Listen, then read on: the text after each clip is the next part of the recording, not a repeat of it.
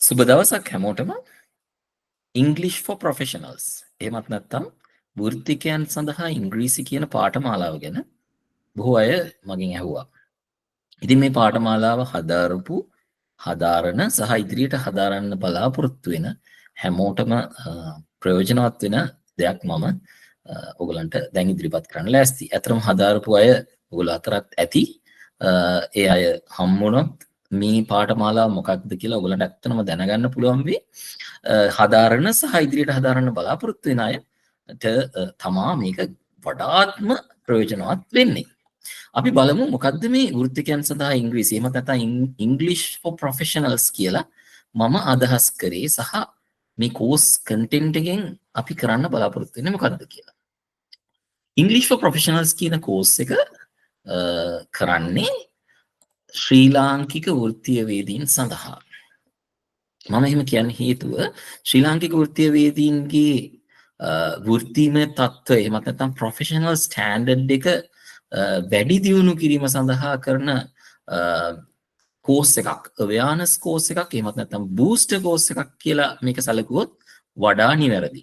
එතකොට English for Professionals කියන මේ කෝස් එක mindful contract administrator එහෙමත් නැත්නම් mindful contract administration කියන concept එකත් එක්ක ගොඩාක් ළඟින් යනවා. මොකද communication කියන්නේ human being කෙනෙකුට ඉතාම අත්‍යවශ්‍ය වන දෙයක් තමන්ගේ professional life එකේදී. එතකොට මේ communication එක mindfully අපිට handle කරන්න පුළුවන් නම් තමන් ගාව තියෙන knowledge එකත් එක්ක අපිට අනිවාර්යයෙන්ම අපේ professional life එක සාර්ථක කරගන්න ඉතාමත් ලොකු රුකුලක් වෙනවා කියන එක මට නිසැකයි. ඒ වගේම තව කියන්න ඕන දෙයක්, ඔබේ වෘත්තීමය දැනුම ඔබට හරියාකාරව කමියුනිකේට් කර ගැනීමේ හැකියාව වැඩි දියුණු කර ගැනීමෙන් ඔබට ඔබේ වෘත්තීමය දියුණුව ළඟා කරගන්නට විතරක් නෙවෙයි, ඔබට වරලත් ප්‍රමාණ සමීක්ෂකයෙක්, වරලත් ඉංජිනේරුවෙක්, නැත්නම් වරලත් වෘත්තිකයෙක් වීමේ හැකියාව ඔබට ලැබෙනවා. ඉතින් මේ mindfulness as applicable to contracts and communication කියලා කිව්වහම මේ mindfulness කියලා කියන්නේ ඇත්තටම art of noticing. අපේ වටේ තියෙන දේවල් අපි හොඳට බලලා, දැකලා, අත්විඳලා අපිට හරියට ඩයිජෙස්ට් කරගන්න පුළුවන් නම් අපි දිනුම්.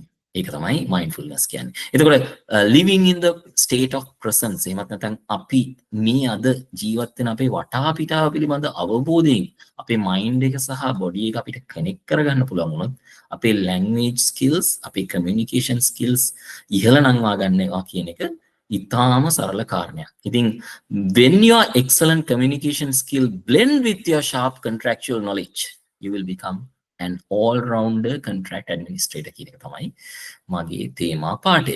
ඉතින් අපි බලමු කොහොමද අපි මේ communication skills කියන එක develop කරගන්නේ කියලා. ඒක පටන් ගන්න ඉස්සෙල්ලා ඉතාම වැදගත් දෙයක් ඔයගොල්ලන්ට කියන්න තියෙනවා. ඔයගොල්ලෝ මේ course එක හරියට follow කරොත් සිංහලෙන් හිතලා ඉංග්‍රීසියෙන් කතා කරන්නවත්, සිංහලෙන් හිතලා ඉංග්‍රීසියෙන් ලියන්නවත්, දෙමළෙන් හිතලා දෙමළෙන් කතා කරන්නවත්, දෙමළෙන් හිතලා දෙමළෙන් ලියන්නවත් අවශ්‍ය වෙන්නේ නැහැ. ඔබට ඉංග්‍රීසියෙන් හිතලා ඉංග්‍රීසියෙන් කතා කරන්න සහ ඉංග්‍රීසියෙන් ලියන්න මේ කෝස් එක ඉමහත් රුකුලක් වේවි. කෝස් ස්ට්‍රක්චර් මේක පැය 28ක කෝස් එකක්.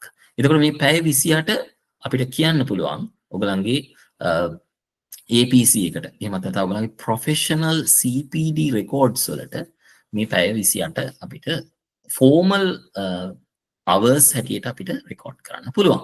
එතකොට මෙතනදී මම spheres 8ක් ගැන කතා කරනවා. එකක් තමයි technical knowledge. ඔබ ඉංජිනේරුවෙක් වෙන්න පුළුවන්, එහෙම නැත්නම් වාස්තුවිදියෙක් වෙන්න පුළුවන්, එහෙම නැත්නම් ප්‍රමාණ සමීක්ෂකයෙක් වෙන්න පුළුවන්. ඔබට තියෙනවා construction industry එක, එහෙම නැත්නම් contract administration සම්බන්ධයෙන් ලොකු දැනුමක්. මේ technical knowledge එක අපි sharp කරගන්නේ කොහොමද? ඒකේ තියෙන හරය එහෙම නැත්නම් සාරය හරි විදියට ඉදිරිපත් කරගන්නේ කොහොමද කියලා අපි මේ technical knowledge කියන ඒරියා එකකින් අපි කතා කරනවා. හරි? ඊට අමතරව vocabulary එක. ඔයගලන්ට කතා කරන්න තියෙන tool එක තමයි vocabulary එක. ඒ vocabulary එක ඔබේ අවට බැලුවොත් එහෙම ඔබ අවට තියෙන සියලුම ද්‍රව්‍යයන්, සියලුම activities, සියලුම සිතුම් පැතුම් ඔබට ඉංග්‍රීසියෙන් ප්‍රකාශ කිරීමට හැකියාවක් තියෙනවා නම් ඔබ දිනු. ඔබට ඉංග්‍රීසියෙන් හිතීමේ හැකියාවත් ඔටෝමැටිකලි එහෙම නැත්නම් නිතැතින්ම ඔබට ළඟා කරගන්නට පුළුවන්. ඒක කරන්නේ කොහොමද කියලා අපි මේ කෝස් එකේදී වන්නනවා. එතකොට vocabulary කියන එක second sphere එක, speaking අනිවාර්යයෙන්ම තුන්වෙනි sphere එක, writing දෙවෙනි හතරවෙනි sphere එක, අපි negotiating කියන එක කතා කරනවා. ඔයගොල්ලෝ දන්නවා contract administrator කෙනෙක් හැටියට ඔයගොල්ලන්ට මීටින් එකකට ගියාම එහෙමත් නැත්නම් ඕනෑම ආකාරයේ dispute එකක් එහෙම නැත්නම් conflict එකක් ඔබට මුහුණ දීමට සිද්ධ වෙනවා නම් ඒ වගේ තැනකදී negotiation තමයි first mode of resolution කියලා කියන්නේ. ඉතින් negotiating skill එක art එක ගැන ඔයගලන්ට උගන්වනවා. expert writing ඔයගොල්ලෝ දකින්න ඇති අර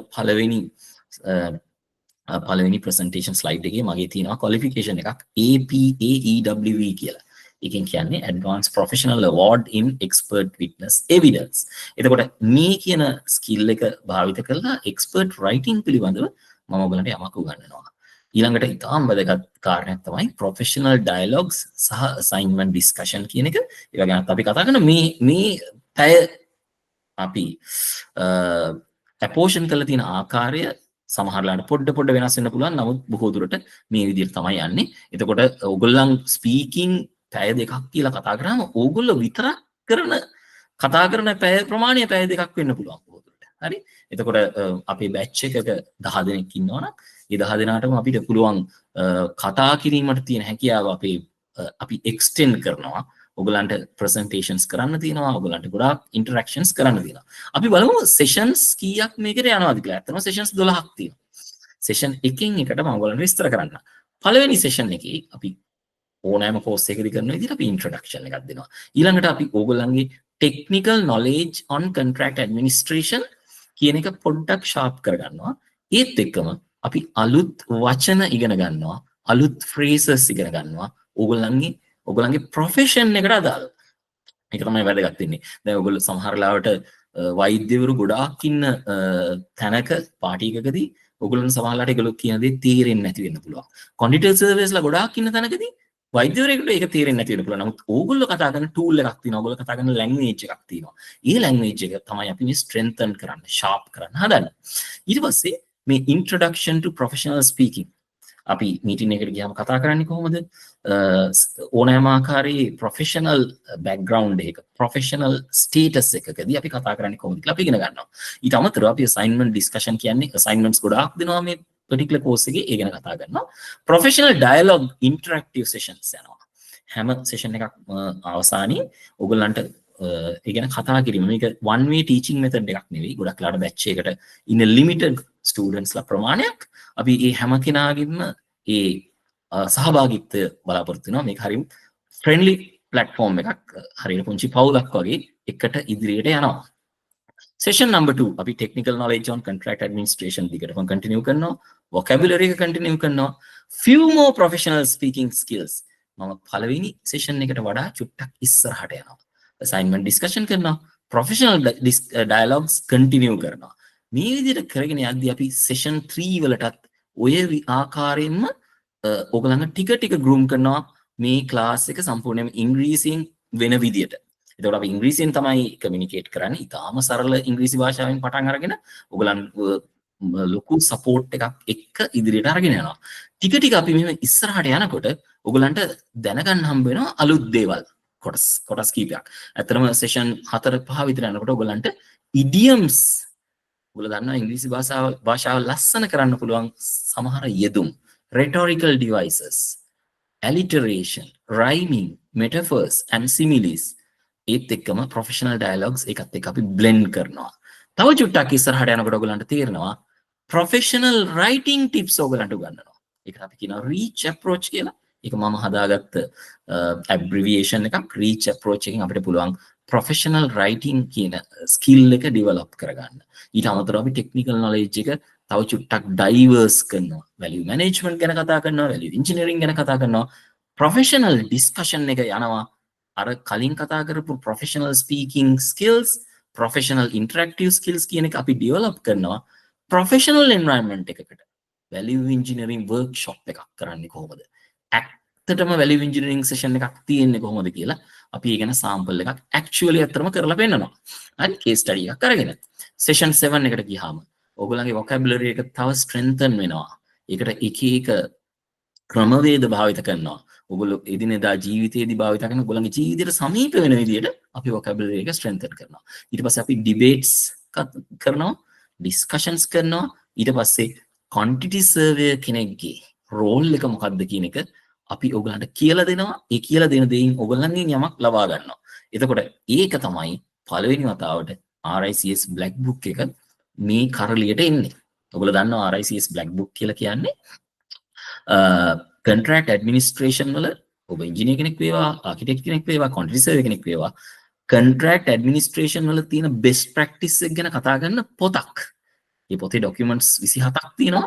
ඒ 27 ගැන අපි කතා කරනවා, right? ඉතින් ඒ විදිහට අපි දිගටම යනවා.